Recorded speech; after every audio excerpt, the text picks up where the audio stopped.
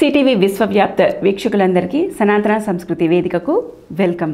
ఈ కార్యక్రమంలో మనము ఇవాళ తెలుసుకోబోయే ముఖ్యమైన అంశం ఏంటంటే గుడిలో ఉన్న పువ్వులను ఇంటికి తీసుకొచ్చి పూజకి ఉపయోగించవచ్చా అనే విషయాన్ని గురించి లలిత కళా సరస్వతి బిరుదాంకితురాలైన డాక్టర్ శ్రీమతి రాజేశ్వరి చంద్రజ వాడపల్లి గారిని అడిగి తెలుసుకుందాం.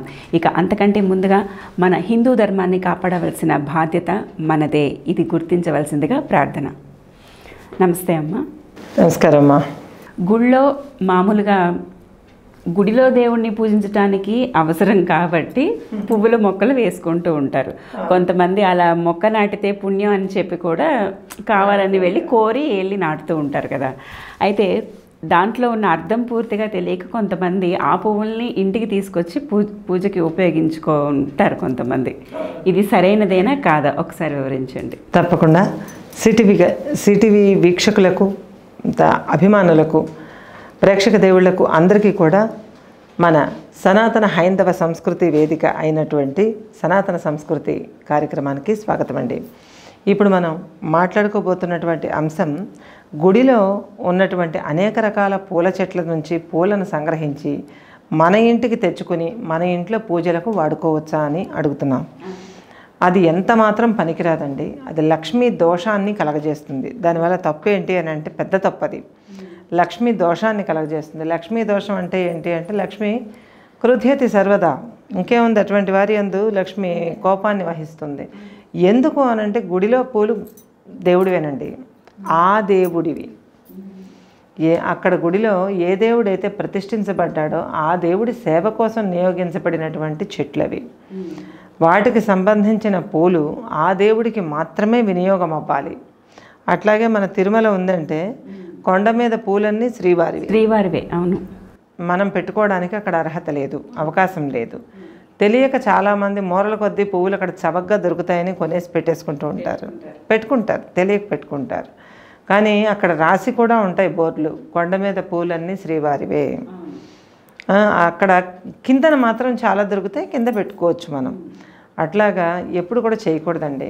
గుడిలోని ఏ గుడికి వెళ్ళినప్పటికీ, అది ఏ దేవుడి గుడి అయినప్పటికీ, గురువు తాలూకా సన్నిధానమైనప్పటికీ, ఎక్కడైనప్పటికీ కూడా అక్కడ చెట్లకు పూచినటువంటి పూలను కోసుకొచ్చుకొని మన ఇంట్లో దేవుడికి మరుసటి రోజో ఆ రోజో పూజలు చేసుకోవటం అనేది లక్ష్మీదేవి యొక్క కోపానికి కారణం అవడంతో పాటు లక్ష్మీ దోషాన్ని కలగజేస్తుందండి.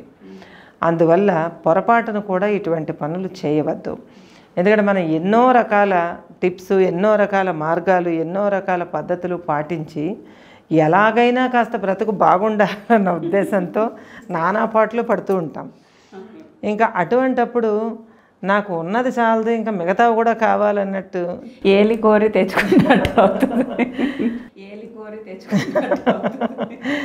దీన్ని నిజంగానే ఏరి కోరి తెచ్చుకున్నట్టు అవుతుంది. పువ్వులు ఏరడం, కోరి తెచ్చుకోవటం, ఇటువంటివి ఏమీ చేయొద్దండి.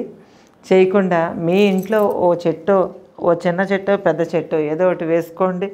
దానికేవో 4 పువ్వులు పూస్తే అవి తెచ్చుకోండి, 4 రూపాయలు పెట్టి బయట కొనుక్కోండి అవకాశం ఉంటే. అవకాశం లేకపోతే చుట్టుపక్కల ఇళ్ల వాళ్ళతో స్నేహ సౌభాగ్యం ఏదైనా ఉన్నట్లయితే వాళ్ళతో అడిగి 4 పూలు తెచ్చుకోవచ్చు. కానీ దేవుడికి నిర్దేశించిన పువ్వులు మాత్రం మన ఇంటికి తెచ్చుకోకూడదు.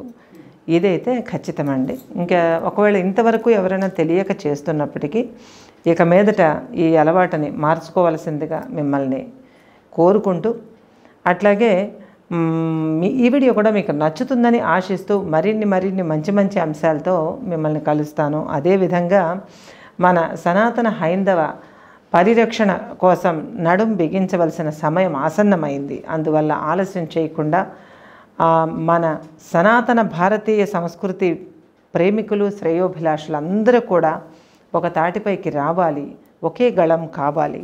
అప్పుడే మనల్ని ఆవరించుకోబోతున్నటువంటి చీకట్లన్నీ కూడా పటాపంచలవుతాయి.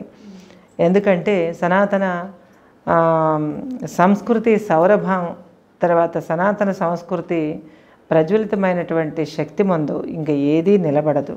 ఇది భారత భూమిలో ఉన్నటువంటి గొప్పదనం. మిగతా దేశాల సంగతి మనకు అనవసరం. మన నేలలో ఉన్న గొప్పదనం అంతే.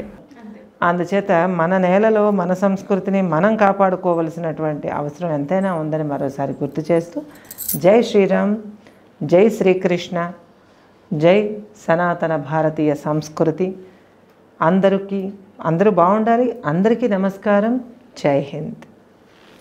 ఈ గుడి నుంచి పువ్వులు తెచ్చుకునే అలవాటు వెనకాల ఉన్న విషయం ఏంటి అంటే ఏరి కోరి కష్టాలను తెచ్చుకోవడమే. వద్దు అన్నా వినకుండా. అంతే కదా మరి. ధన్యవాదాలమ్మా. ఇదండి ఇవాళ మన వీడియో. ఇక మరొక సంస్కృతికి సంబంధించిన గొప్ప విషయంతో మిమ్మల్ని చేరేంత వరకు ధర్మాన్ని కాపాడడం మర్చిపోకండి. ధర్మో రక్షతి రక్షితః.